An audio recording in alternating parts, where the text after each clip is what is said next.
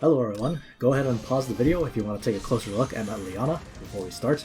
So this is another stage in the third wave of Twisted Fate stages, Fate's Echoes, the Fall of Kalxath. This one's not too hard as long as you read the skill descriptions and kill the enemies accordingly. So I'm just going to start off here by healing everybody with Prayer. Now my Liana is 6 stars and has decent stats, but ideally you want to be able to cap them out at the very least by the start of your second turn. Because once you've capped their HP, they do gain a buff that says as long as they stay at full life, they will have increased stats. I wouldn't say it's necessarily required for you to do this immediately if your only goal is to clear the map, but they were pretty precise with the 15 turn limit they gave you on this map.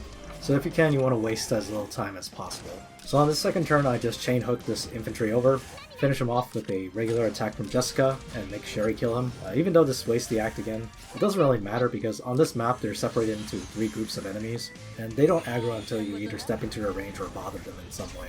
So far, every time I've played this map, this bishop on the bottom decides to run to the right and buff the Egbert group, which is just as well because I need to spend this next turn killing these 2 enemies that just approached me anyway. Only Imelda was able to reach me with an AoE on enemy phase, and that's obviously easily taken care of with just Liana's passive healing. So right here you can use her to get started attacking this infantry here. If you have wizards or bishops trained, they are probably a superior choice to shrine maidens for this map. I don't think there's really any situations here where Liana's going to get a lot of mileage out of the shrine maidens, so having just a bit of extra damage or healing is probably preferable. I don't have either one of those trained myself, so that's not an option for me. So, as you can see on this enemy phase, like I said, the Egbert group just stays there and doesn't move, and the bishop from the first group moves in so that he can get killed by the party. And this is the main reason this map is overall pretty easy. You only have to deal with a small group of enemies at any given time. Although, like I said, the time limit is not super short, but not super long either. So it's not like you can spend any turns just screwing around and waiting for cooldowns to end or something like that. So for that reason, once I'm done killing this bishop, I just run Lester down with his move again and start baiting the other team over. This isn't too bad because only one of them can reach you on this turn, and that's the archer. He's going to do this 1000 arrows AoE and then tag a random debuff onto everybody, which I know is everybody's favorite mechanic in this game. But it's not the worst. I mean, we do have Liana on our side to take care of debuffs. Now you're going to see me back up for a turn here, and the reason for that is because of the aura that the bishop has. This bishop has a 2-block aura that decreases damage taken by 20% and also increases the counterattack range by 1. So not only does that make the Lancer a bit harder to kill while the bishop is still alive, he's also going to hit Jessica back, and that's no fun. An alternate strategy here would have been to just use Act again, and then burn some turns on Lester so that I can chain hook the bishop over. But in this case I decided to save the act again. Since in this case the AI decided to run the archer out of the range of the bishop, I can actually just attack with Jessica here and just take care of him. And then I use the act again so I can back up out of range. I keep Lester in range to bait an attack out of the Lancer. This is just to do a bit of enemy phase damage to him. It might save me a bit of time in the long run. One of the other reasons I'm backing up is because Egbert is here, and as always, enemy AI Egberts are very annoying. He has 3 AoEs and he adds fixed damage at the end of each one, and one of them silences you, so if you don't have Holy Ring ready, this can be very annoying. Whatever the case, my party has taken a bit of damage, so I spend the first action the next turn just attacking with Liana.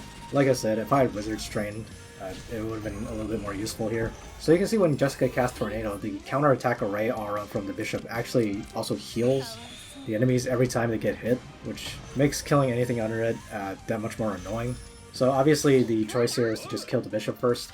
The tornado is mostly there just to lower their attack for the enemy phase. Sherry has her act again up again, so she can take out the bishop and then attack Egbert for a decent bit of damage. Unfortunately, she's not quite strong enough to take him out in one shot. But the nice thing is that I've blocked my units here so that Egbert's going to cast an AoE that won't hit Liana. So even though he casts Desiccate here, I'm not at risk of being silenced. And obviously, if anybody else gets silenced, I have Liana around, and she can take care of that.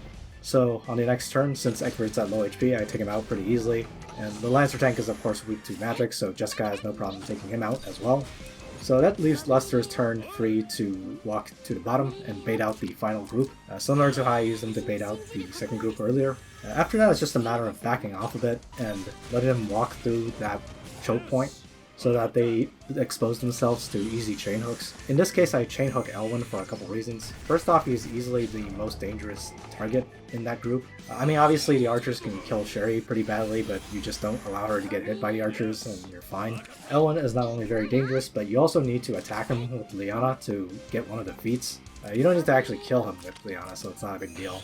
But after that, it's just a matter of picking off the 2 archers, which is not a problem.